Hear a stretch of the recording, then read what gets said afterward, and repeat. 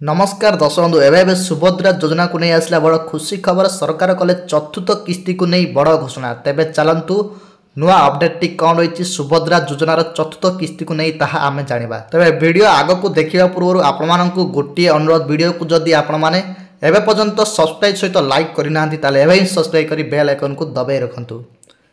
तेबे राज्य में लक्ष लक्ष महिला हिताधिकारी सरकार बड़ पदक्षेप नहीं खूब शीघ्र यह दिन चतुर्थ किस्ती मिलवा नहीं तारीख घोषणा हो सारी एणिकी दीर्घ दिन अपेक्षा पर सरकार एक बड़ घोषणा।